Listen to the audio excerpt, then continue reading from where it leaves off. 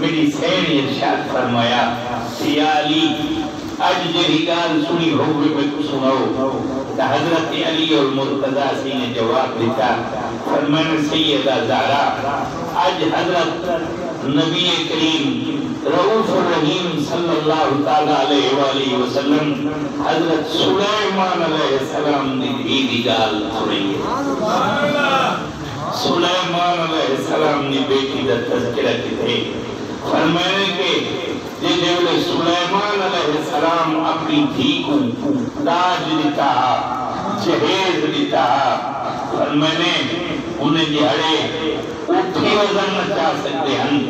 ہاتھی وزن نہ چاہ سکتے ہیں فرمانے اتنا باج دیتا نے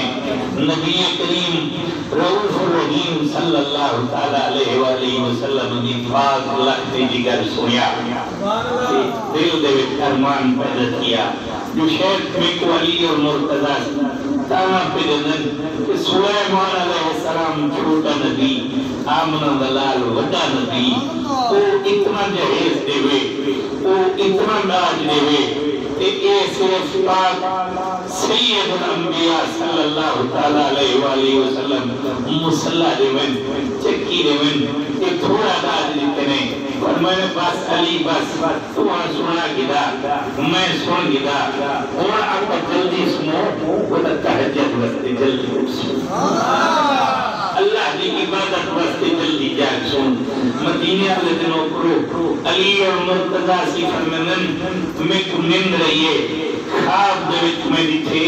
میں جنت کی سیر کرنا میں جنت کی میں سیر نہ کرنا کیوں جنت کی سیر نہ کرنا جنت مالک جو ہی ہے.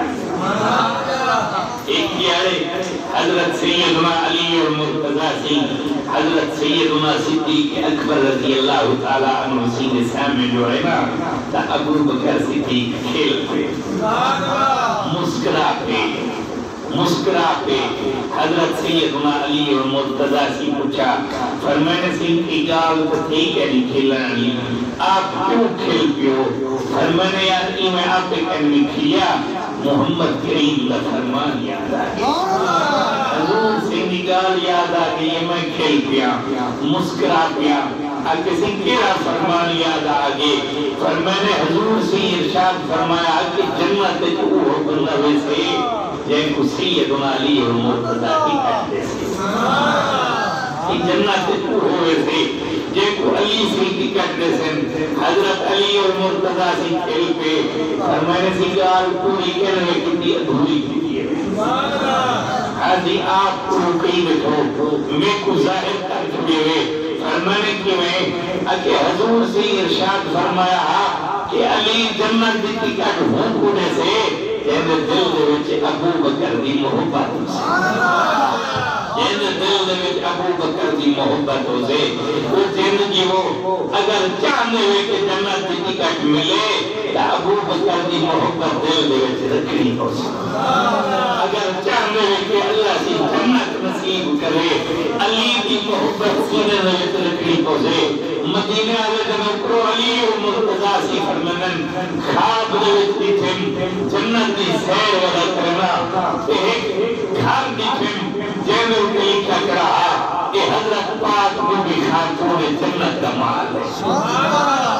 کہ حضرت پاک بی بی خاتون جنت کا محل ہے اور سیدہ طیبہ